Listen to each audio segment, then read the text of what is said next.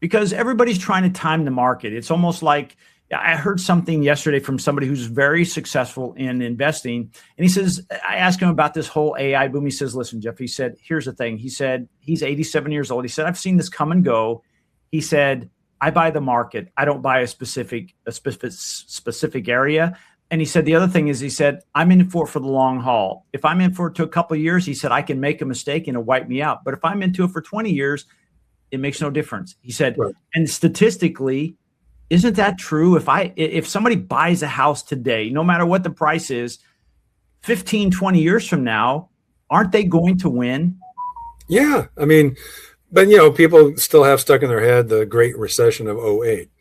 But when you look at the history of home prices, and you can Google this, you're going to see a relatively consistent trend upward over decades. Now, there's been a couple of dips, including '08. But overall, I mean, owning a home is highly, highly likely to be a winner for you long term. And that's the way you've got to think about it.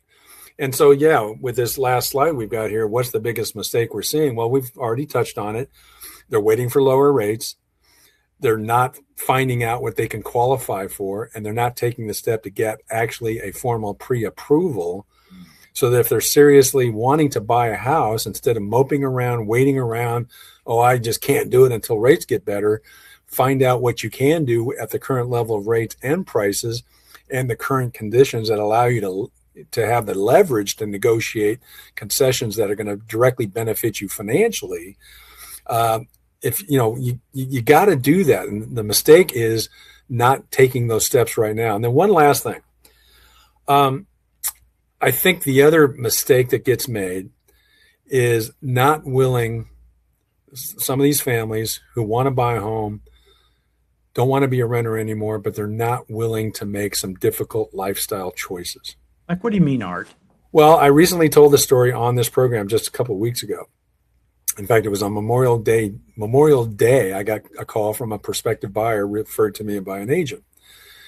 And I got to talking to the gentleman.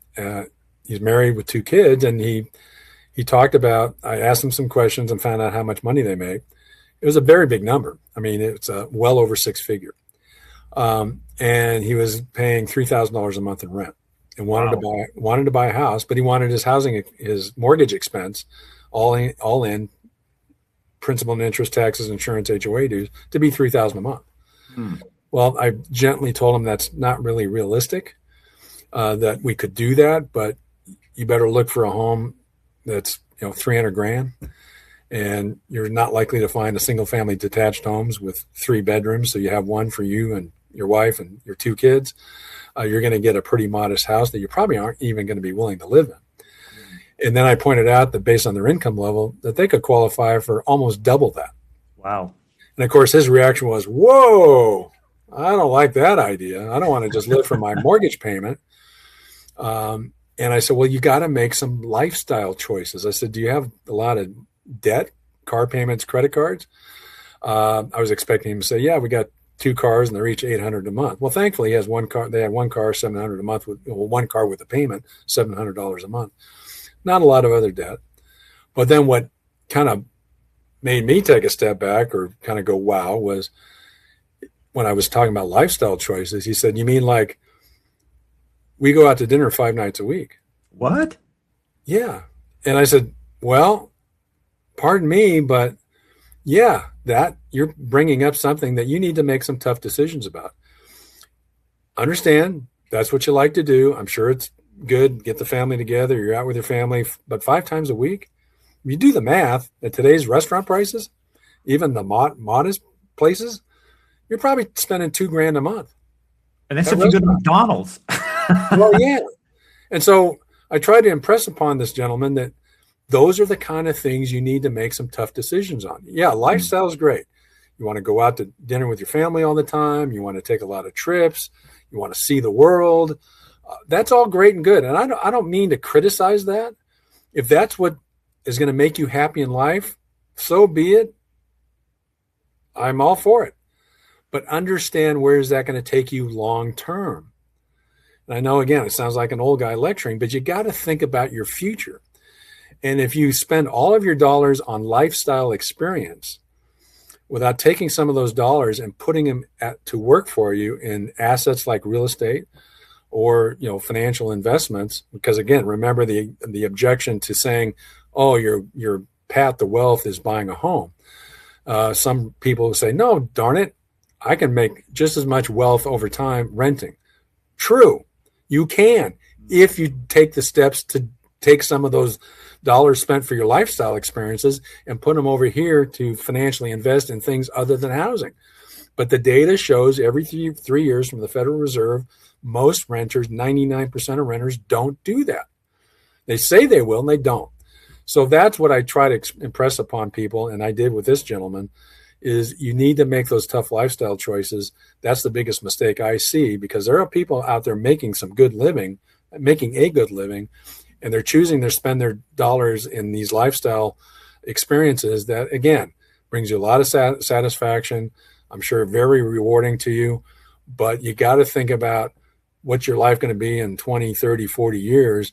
And if you don't make plans for that now, and all that money is just spent on those lifetime experiences, what are you going to have in 30 or 40 years? You're going to have a lot of memories. And yeah, you'll put them in a book, a lot of pictures, or what they all do it now digitally, right? But what's that going to do for you when you're nearing retirement age and maybe you got laid off and now your income has dropped and you're still renting and you don't have that asset that most people have, or a majority of people have, that has created equity and wealth over time? That's probably the biggest mistake I'm still seeing out there, and I'm hoping that can change someday. Wow, that's very sobering, because I think you said something, the difference between a renter and a homeowner over the course of their life, their wealth is 40 times greater.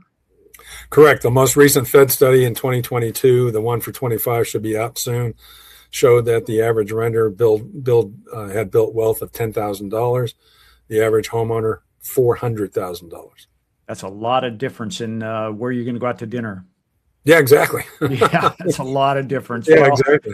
Yeah. Well, Art, this has been a great conversation, and I hope it's opened up some, I don't want to say influence people, because I think the difference between you and, let's say, a typical influencer is a feeling versus data.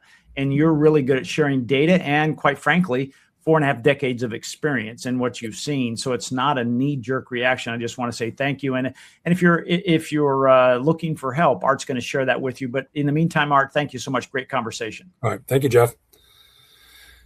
Yes. First, I want to thank all of you for watching and listening to this week's Mortgage Minute. Please, if you have any interest at all in learning more about what you can do now to buy a home and so forth, please give me a call. Call my landline, call my cell, send me a text, send me an email. All my information is right there on the screen. Would love to have just a basic conversation with you. And if I can help you get to your goal of home ownership and wealth creation, I'll show you the pathway to get there. And if you decide that's not for you and you want to continue doing what you're doing and, experience your life and your lifestyle the way it is, more power to you. I respect you for that and wish you nothing but the best. But again, there are other options, and I'd love to have the opportunity to show you what those are. So in the meantime, have a great weekend. We got a great, packed weekend in terms of all the sporting events I just mentioned at the start of the show.